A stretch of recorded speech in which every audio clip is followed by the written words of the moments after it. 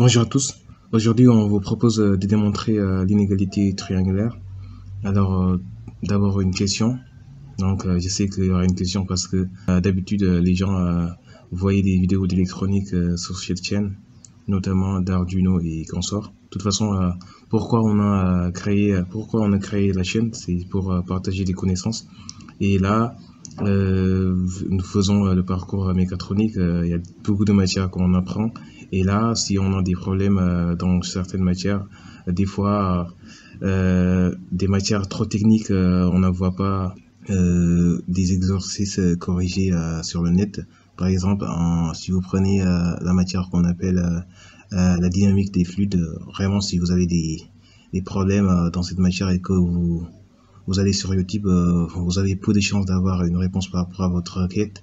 C'est la raison pour laquelle, en tout cas en grande partie, pourquoi on a créé cette chaîne, c'est pour partager des connaissances. Et là, donc si on pense qu'on a un peu de connaissances par rapport à une matière, là on partage direct, il n'y a pas de souci.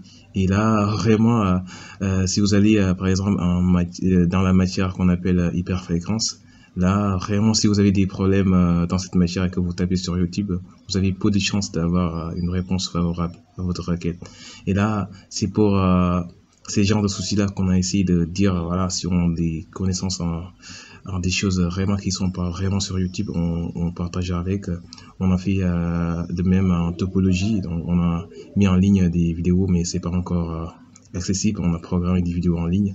Et là, donc c'est une vidéo d'initiation parce qu'on aura besoin de cette inégalité-là dans ces vidéos à venir. De toute façon, la démonstration va être très simple. Il y a beaucoup de démonstrations de cette inégalité-là, mais on vous propose la démonstration la plus simple. Même un élève de terminale peut démontrer cette démonstration-là. De toute façon, pour les autres vidéos qui vont suivre, vraiment ça va être très simple et ça va porter sur les espaces normés en topologie et tout. On va essayer de partager quelques vidéos de démonstration des normes et voilà, c'est ça en grande partie.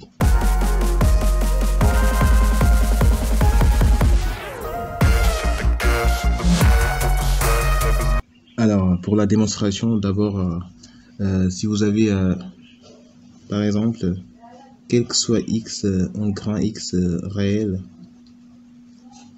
si vous avez la valeur absolue de grand X, le tout au carré, c'est la même chose que X au carré. Donc, nous allons partir de là pour dire quelque chose, c'est-à-dire pour dire pour tout AB, donc des réels, la somme de deux réels, c'est deux réels. Donc, si nous avons A plus B, voilà, en valeur absolue élevée au carré, c'est la même chose que de dire A plus B, le tout au carré. Et là, on développe plus B carré plus 2AB.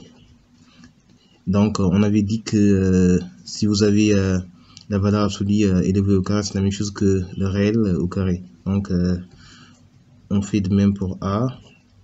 Donc, c'est la même chose, hein. Et B au carré. Et plus 2AB. Voilà. Donc, on recopie A plus B au carré en valeur absolue. Donc, vous voyez. Donc, la remarque à faire, c'est que si vous avez pour tout A et B, quel que soit A et B réel, si vous avez AB, c'est inférieur ou égal à valeur absolue de A, B. Donc, vous voyez, donc là, je vous donne un exemple. Prenez exemple, un réel, par exemple, A égale à moins 1 et B égale à 1. Et là, vous vérifiez, vous allez vous rendre compte que vraiment, c'est vérifié. Alors, on continue avec ça. Donc,